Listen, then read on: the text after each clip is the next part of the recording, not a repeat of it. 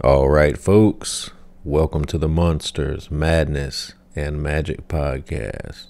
I'm your host, Justin, here with a quick word before we dive in. Now, in this episode, I chat with actor Erin Chambers about Don't Look Under the Bed, Disney, spirituality, the stage, tough roles, and more. As always, thank you for listening, and if you'd like to help the show grow, please leave us a review wherever you're listening to the podcast. Anyway, without further ado, here you go.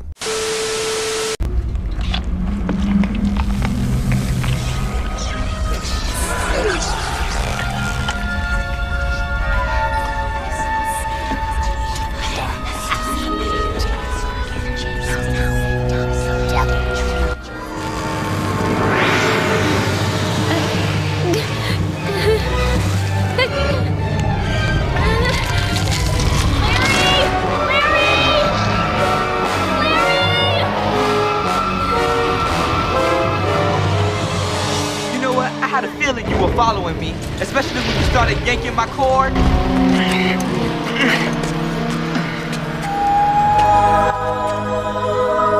Where are we? Under your bed. Sort of. You believe in the boogie world now? Greetings, boils and ghouls. This is your comrade, the Crypt Keeper here, reporting dead from the sanctuary of the strange. Tonight's macabre myth is a fright-filled feature, one overflowing with monsters, madness, and magic.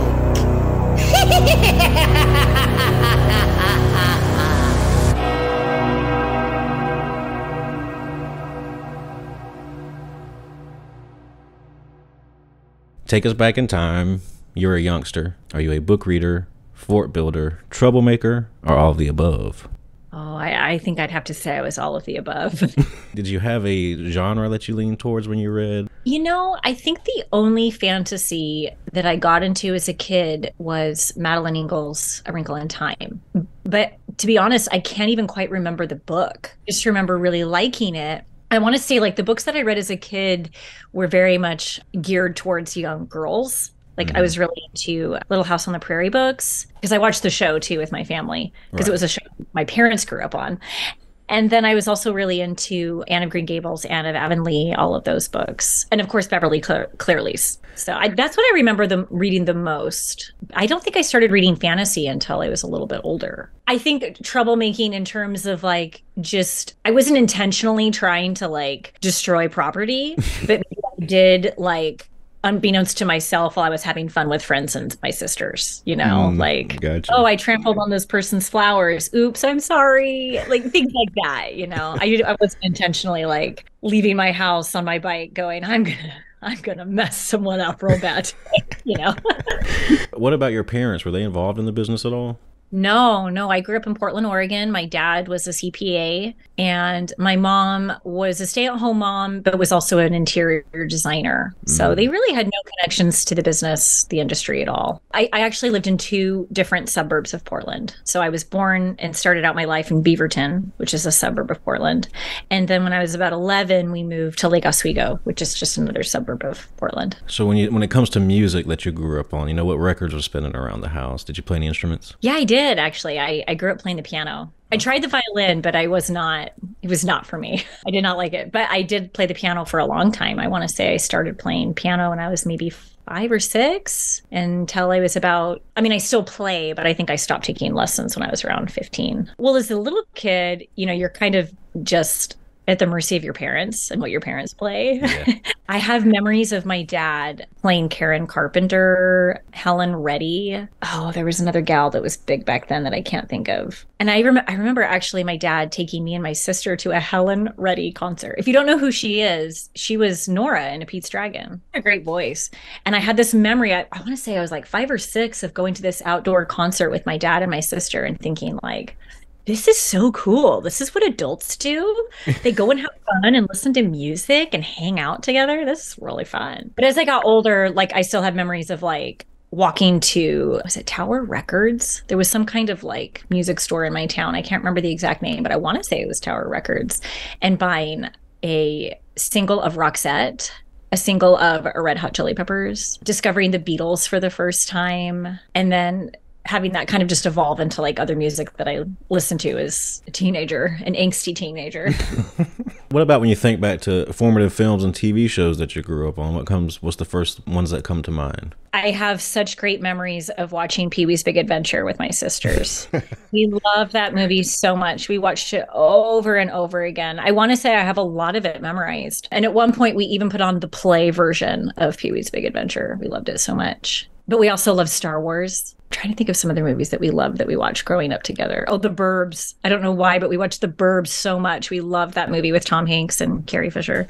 Yeah, that's what comes to mind. I mean, we watched a lot of TV too, but that's kind of escaping me actually for the moment. I can't think of TV that we watched as kids. Probably Little House on the Prairie.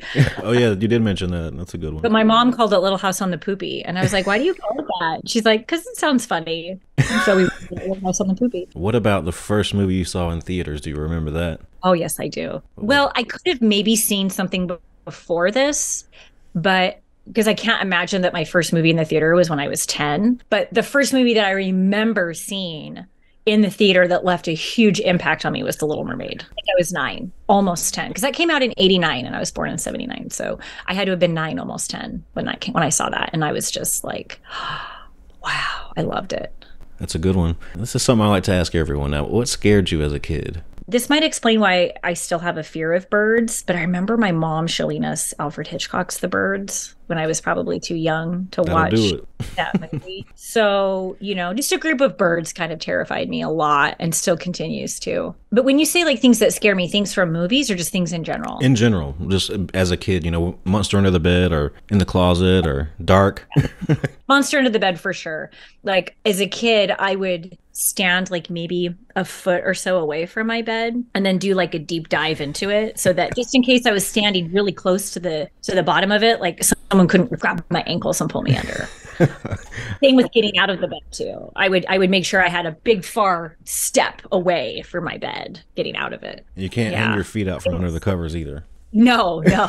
So I think that's why, I did this film called Don't Look Under the Bed. And I think in that movie kind of resonated with me a little bit. There's some shots of like my brother getting pulled under, like you see the hands come out and grab it. And I was like, oh yeah. That scared me a lot as a kid. That feeling, that sense of like something's under there and it's going to take me. Agreed. Me too. So at what age do you begin to have interest in theater and drama in general? Well, I think I was around maybe 2 or 3, and my parents noticed that I could sing on pitch, like on key. Obviously, I didn't start performing then, but they were like, "Oh, we've got a little singer." And I think when I started piano lessons, my teacher noticed, "Oh, you can sing. Do you like to sing?" And I was like, "Yeah, I love to sing." And so half of my time would be singing with her. Like she would play songs and introduce me to some really random songs that most, 5-year-olds probably don't hear. Things like I've Got Rhythm or Strike Up the Band. It's like, because she was, an older woman.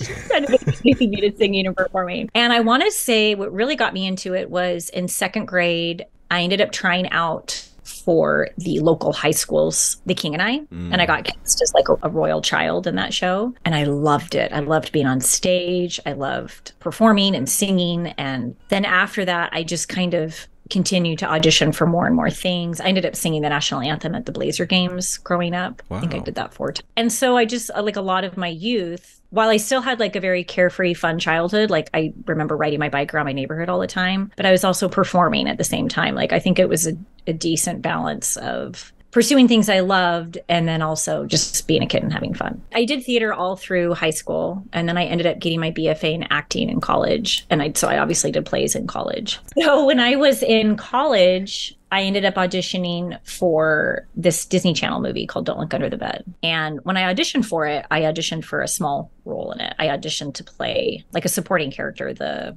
imaginary friend that the main character lost her belief in. And so when I read for it, the casting director was like, "Oh, I think you should play the lead." And the lead originally was like 12 years old, and I'm 19 at the time. And I looked young, but it was a little bit of a stretch. And he's like, "I still want you to read for the producers, so you're going to get a call back." And so when I read for the producers, they were like, "Oh, wow, like they really liked me." they liked me so much that I had multiple callbacks. And then at one point they flew me to Los Angeles. I was living in Utah at the time going to school. So it was a big deal. I was like, oh my gosh, what's happening? I'm flying to Los Angeles and reading for executives. Like, this was my first experience into the world of Hollywood. You know what I mean? It was very cool and exciting and thrilling, but also kind of scary. I ended up getting the part of the lead, and they changed the age too. They made her 14, not 12. And I just had the time of my life shooting that. I loved my director, Kenny Johnson. He's been around for a long time. He did $6 Million Man and the miniseries V. I mean, he's kind of a legend. And I got to work with incredible producers that were kind and lovely, and really just made me feel confident that I could have it as a career. Because I think at this point, I'm just a college student going to school. I'm studying theater, I'm studying acting, but I didn't really think, oh, I could do this as a career. Like, this could be my livelihood. And then when I got that role, I was like, oh my gosh, I could do this really for a job. It was kind of my first experience. And thank goodness it was a lovely one, because I really, really just had the time of my life shooting that movie. I love my co-star, Ty Hodges. We had so much fun together. And I grew a lot as an artist and learned how to act on camera. Because I had like a couple of small parts for film and TV, but this was like a huge deal. Yeah, I was going to ask if that was your first time on screen. Wasn't my first time on screen, but it was my first time carrying something. And it gave me so much confidence, and it was just an incredible opportunity. It's like, and even that character too, Frances, a part of her still lives in my heart. I just loved her. I loved playing her. That's good to hear, because I love that movie. My sisters and I was I was the older brother, so I was, watching it with my little sisters, but I loved the movie too. So did it scare you when you watched it? It didn't scare me. It scared her. I just enjoyed the movie. Okay. What year did it come out? Well, we shot it in I think it came out in 99. We shot it in the spring, and then it came out, I want to say, that following October for Halloween. Yeah, I was 11 then, and my sister was 6, so I was a little bit older. Okay. So yeah, it was a big deal at the time because it was kind of scary for Disney Channel. And so when it came out, that at that time, and then even years later, even now, like, people will recognize me from it, and they'll be like, that movie scared me so bad. Oh, I'm so sorry. Sorry we scared you. That's what it's there for, That's what it's there for. It's like, it's kind of like the perfect, because, kids want to be scared to a certain degree. They like, scary things are kind of exciting and thrilling. Yeah, but it's fun to be scared. It's fun to be scared, but you don't want to be too scary. There's like that fine line. And I think the movie really hit that line nicely. It's for the Disney Channel. Did you have that childlike awe when you were growing up for Disney? Was it kind of weird for you to be working for Disney? Oh, yeah. I really actually wanted to audition for the Mickey Mouse Club as a kid, because that was a show I watched as a kid. My parents were like, no, absolutely not. You're not auditioning for that. And I think they even did, like, I think when they were auditioning kids, they were going around the country and doing like stops along the way. And so I knew they were coming to town, and I begged my parents, and they were like, they considered it. And then they were like, no, we don't want that for you. We don't think that's a good thing for you. And looking back, I'm really glad they made that decision for me, because like I said, I had opportunities to perform and then still had the opportunity to be a normal kid. And I'm glad I got that. That's good, because you don't always hear great stories from kids that break into the business, I think if you have parents that are loving and supportive and have the best intentions for you, your chances of coming out of that a normal adult is high. And I did have great parents, but I still think they were just like, no, we're not going to do that. That movie kind of disappeared for years. It seemed like you couldn't find it on DVD or VHS or anything growing up. But then, Disney Plus comes around, and boom, did you see an uptick in interest, or I guess request, or anything like that? When it came to Disney Plus, maybe I felt a little bit more like, oh, people were recognizing me from it. But yeah, you're right. It did kind of disappear for a little while, and it was hard to find. Because I remember looking for it a lot for me and my sisters, and you just had to wait until Halloween time when Disney Channel would put it up. I think for a long time, Disney just felt like it was too scary. It was too intense. And I think also, if I remember correctly, because I remember talking to Kenny Johnson about this, parents were writing in saying, this is too scary. Why is this available? This shouldn't be on your channel. Wow. And so it was pulled because parents were so so upset about it. Jeez. So the makeup was good, so I can see. Yeah. Well, I recently watched it with my kids. I think I showed it to them when they were maybe 4 and 6. And it's so interesting because I kind of was thinking, oh, they're going to be so scared of the boogeyman. This is going to be too scary. And they were so just like, oh, didn't affect them at all, which I think says a lot. Like kids today are being exposed to just more and more things. I mean, as much as like my husband and I try our best to like protect them and keep them innocent, it's just different. There's just more things available. And it didn't surprise me that they that they weren't. But then my son begged me to watch Jurassic Park. Oh, was just begging us nonstop. I really want to watch Jurassic Park. And we're like, I just don't know, honey. Like, you're so young, you're so little. And so we're like, well, we'll give it a try. And so we started watching it with them. And as soon as the lawyer gets eaten, he said so matter-of-factly, he's like, I'm done now. And I was like, I'm really proud of you, buddy. I'm proud that you recognize that this movie is too much for you. And so we stopped. It just ticked all the boxes. You know, could you relate to your character, Franny, a lot? Or did you have imaginary friends growing up?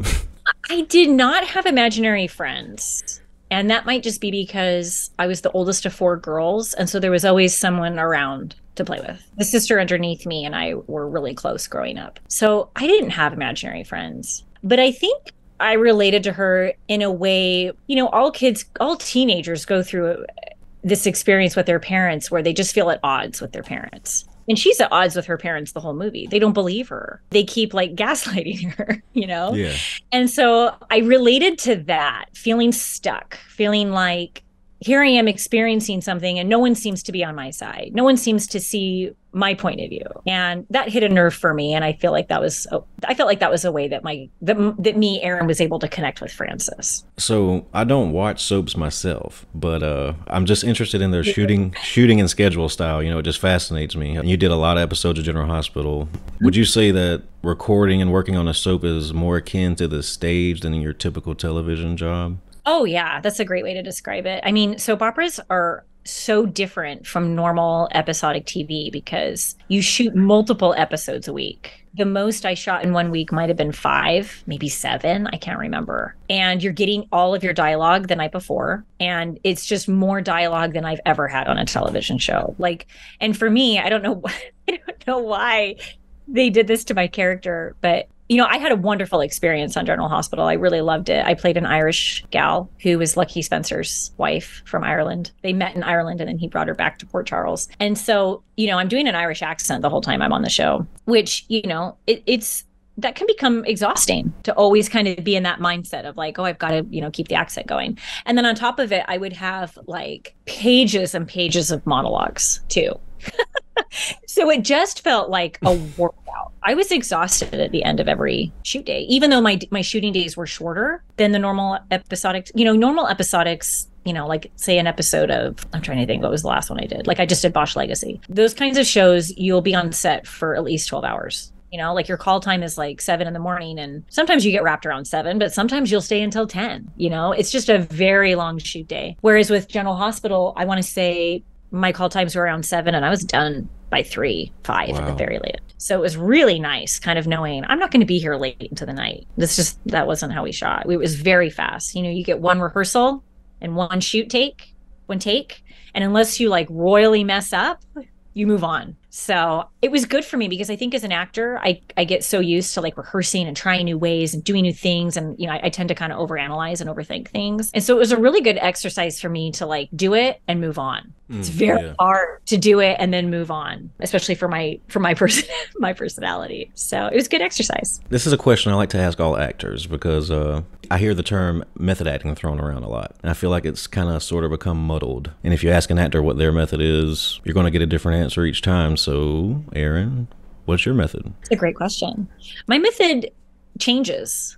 It depends on the role. It depends on the project. It depends on how connected I am to that character. Like some characters feel like I just slip into it really easily, and others take a little bit more work. I would not say I'm a method actor. A method actor would have stayed doing an Irish accent all the time on set, like in the makeup room when I was doing General Hospital. And that wasn't me. I only did the accent when I was on camera or during rehearsals. So yeah, I think it really depends on the role. And I don't know if you've heard terms like, you know, sense memory or imagination. You know, sometimes actors will imagine themselves in this role. Mm-hmm. And then sometimes actors will draw upon their own experiences in a role to help create the character. And there's really no one way because I kind of just use a combination of whatever I need to get to that spot.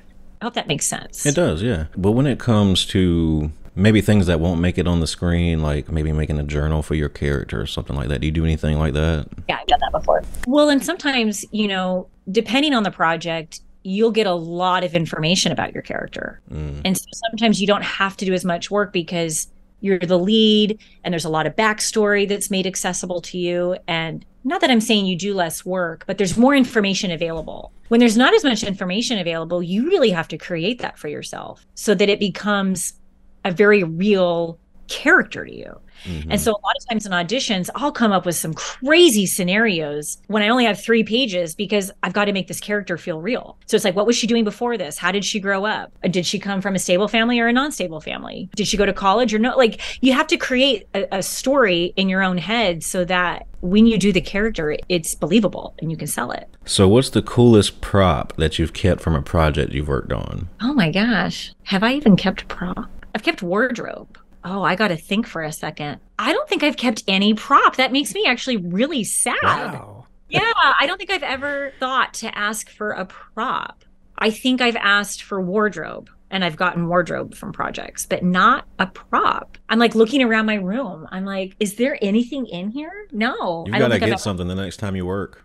Yeah, now I'm going to. I'm going to make a mission. I got to keep something.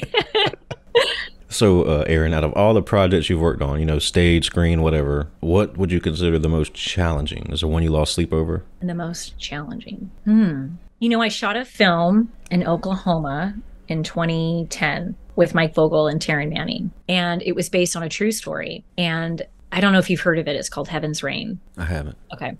So Brooks Douglas wrote it, produced it, didn't direct it. And it was based on his story. He grew up in this very small town in Oklahoma. And one night these drifters came in and raped and murdered his sister and then murdered his parents. And they shot him and left him for dead. But he and his sister, sorry, I misspoke. They raped his sister and attempted to kill everybody. His parents died, but he and his sister survived. And years later, he wrote this story about this. It's actually so incredible because he ends up going to the prison and confronting one of the men that killed his parents and basically showing him forgiveness. And it's just an incredible story. It's almost like hard to wrap your mind around. So I played a reporter in the movie that is trying to get basically a story about Brooks's character, who Mike Vogel played. And that was just a challenging movie. It was challenging because, a lot of times when you're telling these stories and you're doing film and TV, it's none of it's real. None of it's based on anything real. And it can certainly feel real. But this was based on a real story, and Brooks was there on set and his sister was there on set. And it was heavy. It was a really, really heavy set. And one day we had scenes to shoot at the prison, the McAllister prison. And I remember walking into the prison for the day. I think we shot maybe 2 days interior and then a couple days exterior. And I just felt like this cloud of heaviness and quite honestly, just like evil. It felt evil to me to be in there. And I remember telling the director, I was like, I'm having a really hard time being inside this prison. I'm not going to lie. And he's like, please use it. Use that feeling of uncomfortability and use that in your work today. And I was like, okay. It just felt so challenging in that it was hard. It was hard to be on that set and to be working and to immerse myself in it. And then also kind of shed it at the end of the day. Because you try to do that. You need to do that as an actor, or you can get into a really dark, heavy place that's hard to come out of. So I would say that was probably the most challenging role. What was the name of that movie? Heaven's Rain. I want to say I did it at the beginning of 2010. Right. Yeah, check it out. I don't know. It was an independent film, and I don't really know what kind of exposure it got. But if you can watch it, I highly recommend it. It's just a very sad but still moving story. What's the best acting advice you've received and who gave it to you? Oh, that's a great question. Best acting advice. I remember an acting teacher once told me to always have a secret for every character you play. And I've always liked that. And I try to do that. I don't always remember that with each character. Sometimes when you're just there on a show for a day, it's hard to remember, and then what's my secret? But I always thought that was kind of fun and kind of gave a sense of mystery to each performance, kept people guessing. Yeah, I can't think of anything super profound that has stuck with me. But I will say I've always learned, I feel like every experience I learn something and grow as an artist. He didn't tell me advice, But I once worked with Dick Van Dyke, who I just love and adore. Like I've always loved him. I grew up on Mary Poppins and Chitty Chitty Bang Bang. And so then when I booked this role to be in this project with him, I was just like over the moon excited. And I remember being on set and we were in between takes and he's just standing there. He kind of starts smiling. And then he just starts like shuffling his feet and he starts basically tap dancing, but not, he's not wearing tap shoes. He's just like doing like a shuffle ball change and just kind of like moving around. And I was like, this man is delightful. He's just always having fun. Even when the cameras aren't rolling, he's like spreading joy. And it's always stuck with me. I'm like, yeah, we should be having fun. This is a fun job that we get to do. We get to come and play and have a great time. And even Dick Van Dyke I think he was like in his 80s at this point, is having a great time. Yeah, I think he's still working, is he not? I think he's working on General Hospital right now, right? Yes, I actually read that recently and I was like, oh my gosh, why couldn't he have been on General Hospital when I was on General Hospital? Yeah, he's adorable. He's like 90 something now and still goes to the gym. And he's just a wonderful man. Like I remember when I was done for the day, I came up to him and I was like, excuse me, I brought my copies of Chitty Chitty Bang Bang and Mary Poppins. And I'm just wondering if you could sign them for me. And he took my Sharpie and he looked at me and he said, it would be my honor. And he went to his trailer to do it. Like he wasn't going to stand there and do it. He took my DVDs, went into his trailer, shut the door, sweet notes, and then came out and handed it back to me. And I was like, you are a class act, Dick Van. What's a location that you've shot on that sticks out to you? A cool one that you've been on that you'd like to go back to? Oh, well, I was really lucky. I got to shoot an independent film in Austria. I got to explore and experience Austria. And, it's funny, when I booked the job, my husband went with me and we decided, well, let's do like a little European vacation when we're done. And so we made plans to go to Italy and France after. And not thinking that like, oh, we won't be interested in Austria because we will have been there for 3 weeks shooting, but just, I didn't really think much of it. Well, we get to Austria and Austria is lovely. The people are lovely. The food is amazing. It's absolutely beautiful.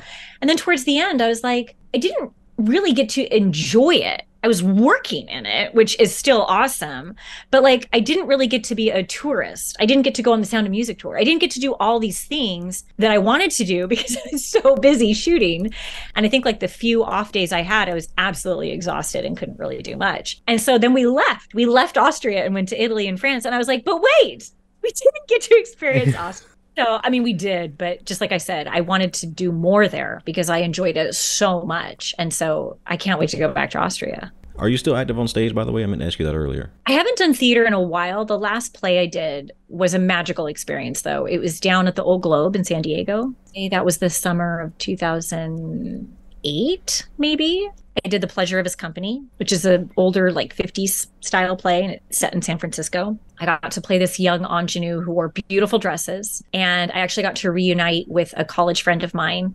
We went to school together and he played my love interest. And we got to work with Patrick Page, who is a huge Broadway actor and is currently on Schmicago, the second season of Schmigadoon. He played my father. Wow. And oh my goodness, I just loved that entire summer getting to do that play and live in San Diego. It was really fun. And, every time I do a play, because I think before that, my last stage experience had been like, I don't know, almost 10 years ago. And I'm like, why am I not doing plays more often? It's so fun. It's so fun. Every night is different. I love the energy from the audience. It's so fun. I need to do another play. I don't know about soon, but I'm definitely going to do another play.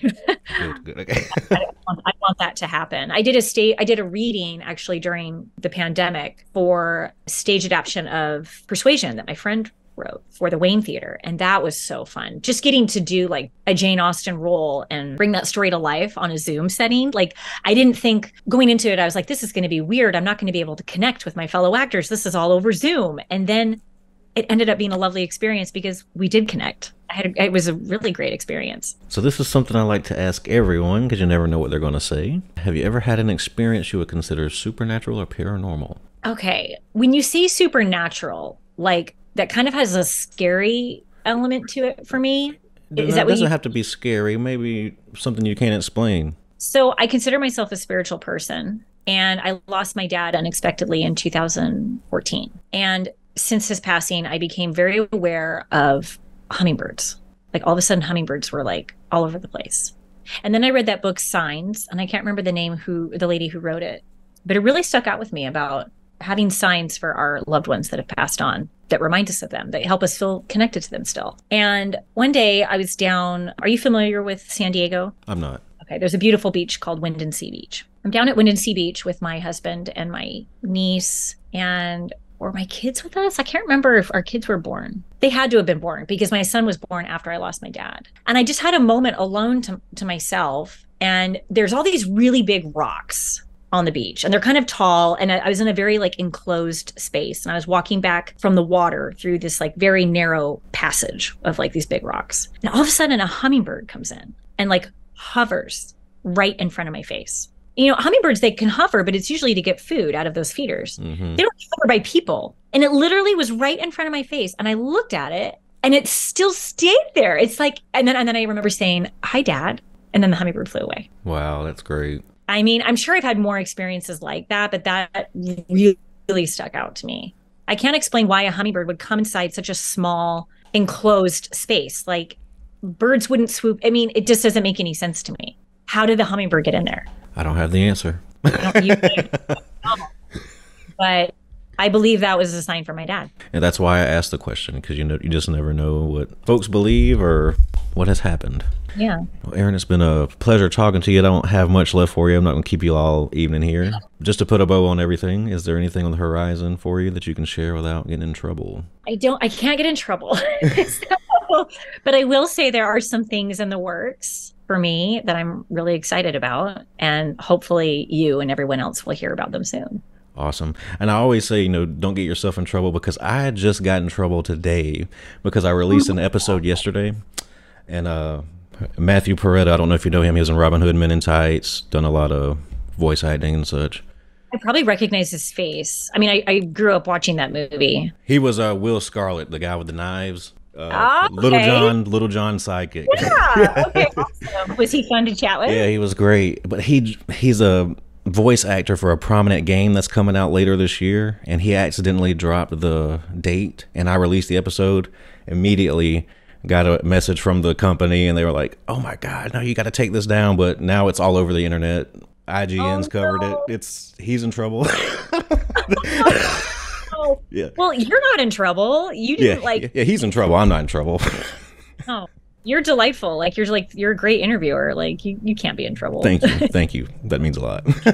I do have an episode of Bosch Legacy that should be coming out in the fall, and I will not get in trouble for saying that because that's on IMDb. So there we go. No trouble here.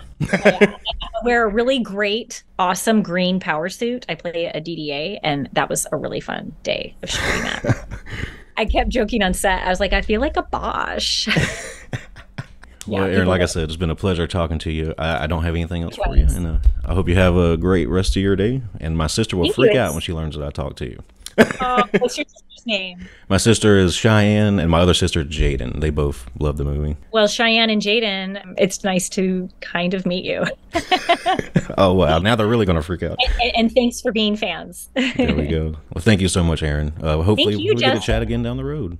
I'd love it. Let's do it. All right. Well, you have a good rest of your evening. You too. All right, bye-bye. Bye, Justin. All right, folks. That's a wrap. I hope you enjoyed that chat with Erin. As always, thanks for listening, and we'll see you back next time. Monsters, madness, and magic.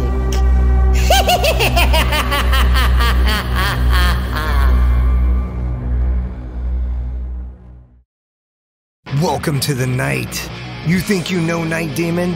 Then the Night Demon Heavy Metal Podcast is for you. Step into the darkness as we peel back the curtain to give you an unprecedented, all-access look into the mind and the heart of the demon. We're talking band history, song analysis, studio anecdotes, stories from the road. It's everything a diehard Night Demon fan could want and more. This is the only place to learn the inside scoop, the deep dive trivia, the untold tales from the band members themselves and those closest to the Night Demon story. Need more? The Sacred Night Demon Crypt will be pried open to reveal demo recordings that have never before seen the light of day, all with in-depth commentary by the band and the people who were there for the writing and recording process. This is a gold mine, a treasure trove of all things Night Demon. Head over to nightdemon.net or wherever you listen to podcasts. Listen to podcasts. Listen